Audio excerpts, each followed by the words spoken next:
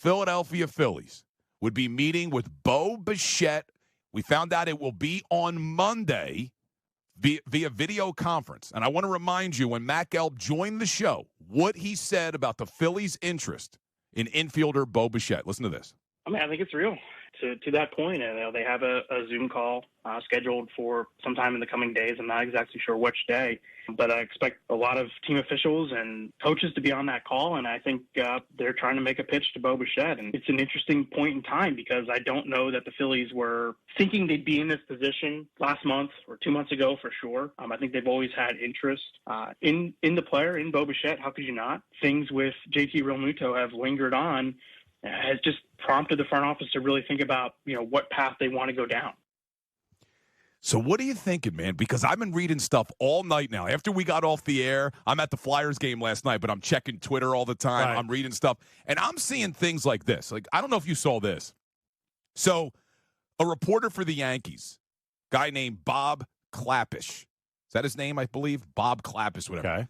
So he puts this out. This is what gets people going crazy. He says, the Yankees don't appear to have a plan B ready. Outfielder Kyle Tucker is too expensive. And infielder Bo Bichette is almost certainly headed to the Phillies, where Don Mattingly, his former bench coach in Toronto, will assume that same role at the other end of the Jersey Turnpike. That's an assumption. But this is the stuff that Phillies fans are going to hear. Here's what happens. If you're in another city, you see Don Mattingly go to Philadelphia from Toronto. Yes. What? And then now they're talking about Bo Bichette. Like less than a week after it was made official. They just start to add numbers together, and that's the assumption that they make, that Bo Bichette is going to follow Don Mattingly. Although, who knows? Did the Phillies hire Mattingly to get to Dante Bichette? I mean, to Bo Bichette? You don't know. You don't know. But I'm at the point now. Or did they hire Mattingly, and Don said, hey, you know what? We should go get Bo this kid. Bichette is legit. Yeah, trust me, we need this guy on this team. I wouldn't doubt if that happened. But I'm at the point now, and I think there's a majority of Phillies fans out there at the same point.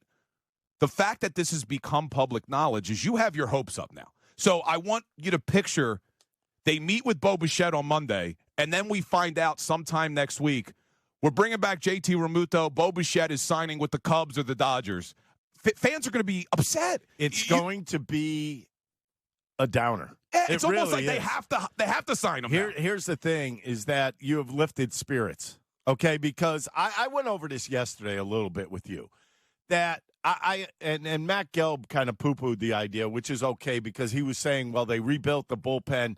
That, to me, is not running it back. Okay, I understand you didn't run back the bullpen. You changed the bullpen. But when you hear running back, what do you think of? The top of the lineup. The mainstays, right?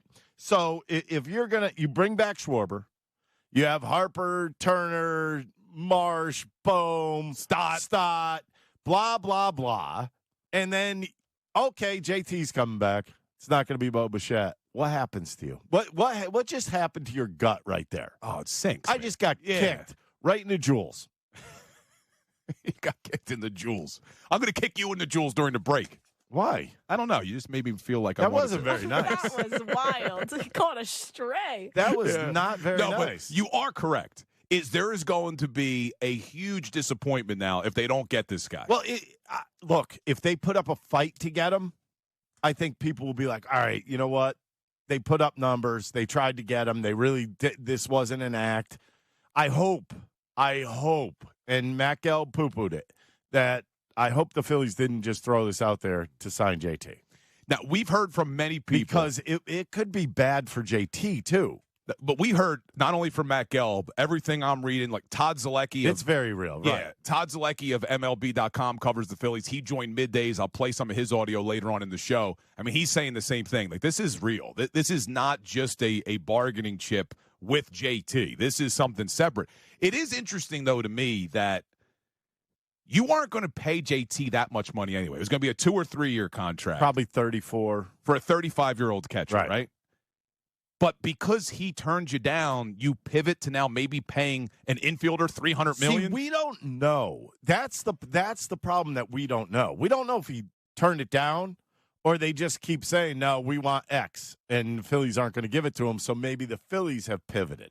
But it's a massive pivot. I mean, to go from JT to Bo Bichette? Well, here's the thing. Think about what date it is. It is the 9th of January. Okay? They report just after the first week of February this year. So now things are getting moving. Well, you have to get moving. Don't you see? This isn't like we're signing Bryce Harper in spring training type thing. This is one of those things where there's an issue. This is a starting catcher you're talking about. And you know what?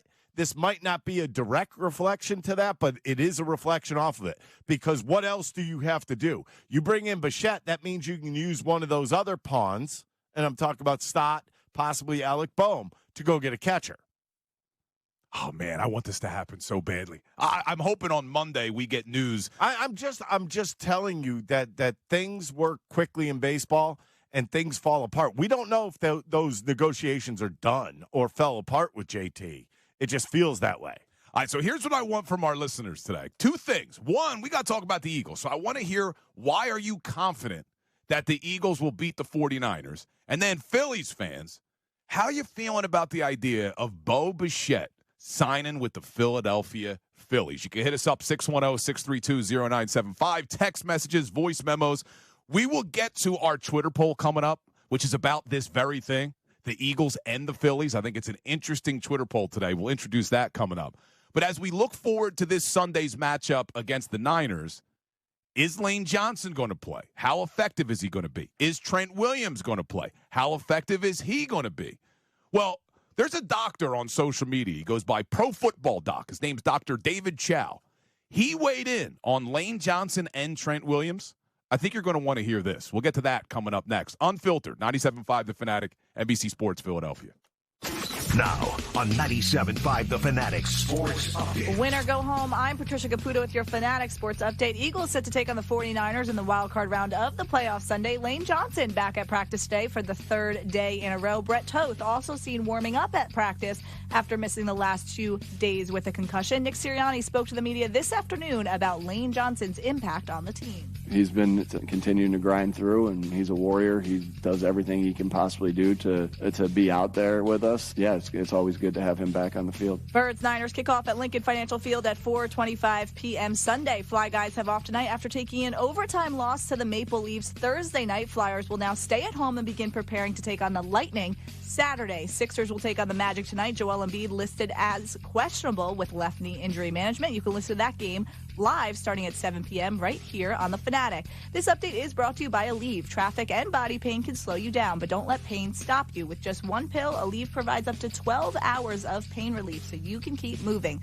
Use as directed. I'm Patricia Caputo on the home of the Sixers, Flyers, and the Best Birds coverage. 97.5 The Fanatic and 97.5thefanatic.com.